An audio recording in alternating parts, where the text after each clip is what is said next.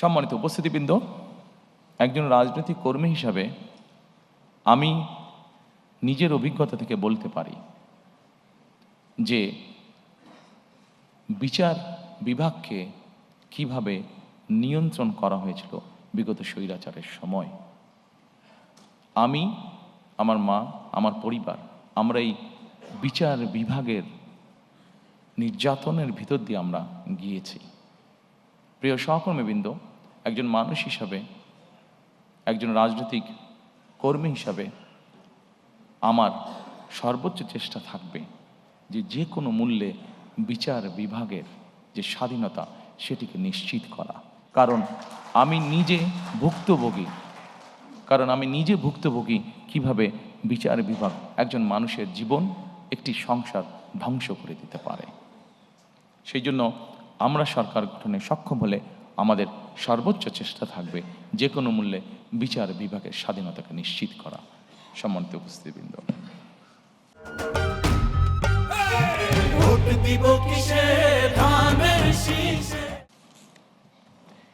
এরপরে আপনাদেরকে আমি অনুরোধ করব, রাষ্ট্র ব্যবস্থার সংস্কারের শেষ যেই ঘটে স্থানীয় সরকার, সেখানে যদি আপনারা একটু দৃষ্টি দেন। সম্মানিত উপস্থিতিবৃন্দ, বিএনপি বিশ্বাস করে স্থানীয় সরকার হলো গণতন্ত্র এবং উন্নয়নের প্রাণ কেন্দ্র। আমাদের এখানে অনেকেরই অভিজ্ঞতা আছে বিভিন্ন দেশ দেখার, বিশেষ করে ইউরোপের উন্নত দেশগুলো দেখার। আমি নিজেও অনেক দিন ইউকেতে থাকতে বাধ্য হয়েছি। আমি সেখানে যতটুকু দেখেছি, আমার যতটুকু অভিজ্ঞতা হয়েছে, যে স্থানীয় সরকার বলতে যেই সরকারটিকে বোঝায়, এটিকে যদি আমরা স্বাধীনভাবে কাজ করতে দিতে সক্ষম হই, এটিকে যদি আমরা একটি প্রাতিষ্ঠানিক রূপ হিসেবে ধীরে ধীরে গড়ে তুলতে পারি, তাহলে দেশের অনেক সমস্যার সমাধান করা স্থানীয়ভাবে সম্ভব হবে। দুঃখজনকভাবে হলেও আমাদের দেশের টেকনাফের একজন মানুষকে বা তেঁতুলের একজন মানুষকে অনেক সময় ঢাকায় আসতে হয় বিভিন্ন কাজে, ছোট্ট একটি কাজে হয়তো তাকে ঢাকায় আসতে হয়। কিন্তু আমরা যদি ধীরে ধীরে স্থানীয় সরকার এটিকে যদি আমরা ধীরে ধীরে শক্তিশালী করে গড়ে তুলতে পারি, তাহলে অবশ্যই এমনও পরিস্থিতি দাঁড়াবে যে কোনো একটি মানুষকে তার প্রয়োজনের জন্য, ছোটোখাটো প্রয়োজনের জন্য হয়তো ঢাকায় আসার প্রয়োজন হবে না, সে স্থানীয়ভাবেই তার সমস্যার সমাধান করতে পারবে। শুধু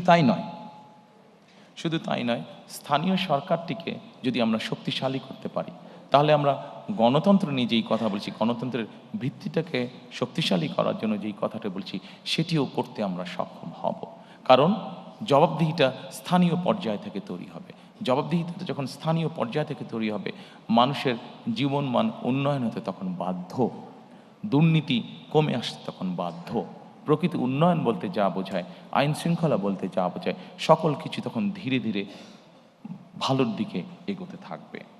সেই জন্য আমরা চাই স্থানীয় সরকারগুলোতে পর্যাপ্ত অর্থ প্রদান করা এবং সেটির মাধ্যমে জনগণের ক্ষমতাকে ধীরে ধীরে শক্তিশালী করা, ধীরে ধীরে প্রতিষ্ঠিত করা।